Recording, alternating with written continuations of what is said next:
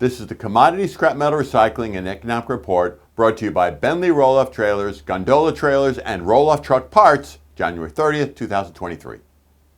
U.S. weekly raw steel production rose slightly to 1.62 million tons on the slowing U.S. economy. U.S. dollar index, the U.S. dollar versus other global currencies. When the U.S. dollar falls, commodities priced in U.S. dollars rises. It fell to 101.9, so bringing higher commodity prices. Lower U.S. inflation slows interest rate hikes, so that hurts the U.S. dollar. WTI crude oil price fell to $79.68 a barrel, but was remaining pretty high. This was on an okay U.S. economy and good oil demand, while OPEC and the U.S. are maintaining tight oil supplies.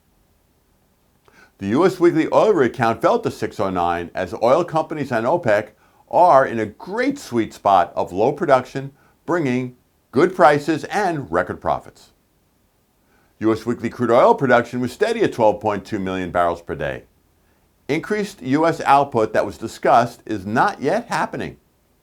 High production brings low prices that brings corporate losses. That's horrific for oil company stock prices and hurts their shareholders. Scrap steel number one HMS price was steady at $335 gross ton. Increased supply could limit February possible increases. Export demand, though, is being helped by that weakening dollar we just talked about. Hot rolled coil steel price rose to $38.47 per hundredweight, which is $7.69 a ton on okay demand, but with steel company lower production. Copper price fell slightly to $4.23 a pound, remaining pretty high. This was on strong Chinese growth and supply problems from Peru. Aluminum price rose to $1.18 a pound, which is $26.02 a metric ton on strong Chinese demand and low inventories. January S&P Global U.S. Manufacturing Purchasing Managers Index. It rose to 46.8, but it's under 50, so that means contraction.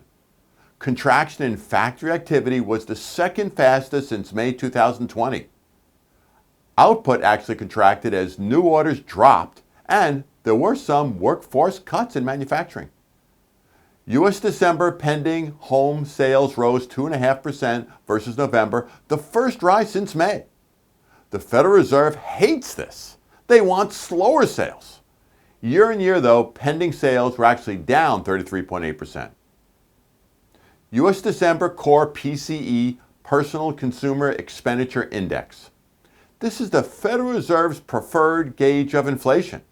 It rose only 4.4% versus last year, the lowest in 15 months. Goods were up 4.6% and services were up 5.2%. U.S. Q4 growth rate GDP.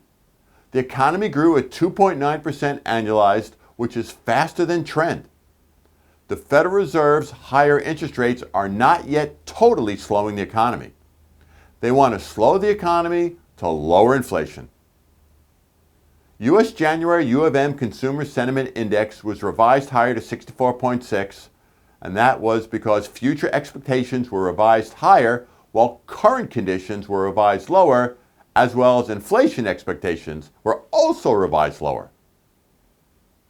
Wall Street's Dow Jones Industrial Average rose 602 points to 33,978. Lower personal spending is helping lower inflation. Lower inflation is slowing the rate of interest rate increases. Gondola trailers, open-top trailers, scrap haulers are back in stock. 48-foot by 8-foot high walls in black. Of course, we can build custom lengths and heights.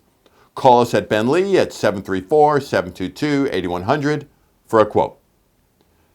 As always, feel free to call or email me with any questions, and we hope all have a safe and profitable week.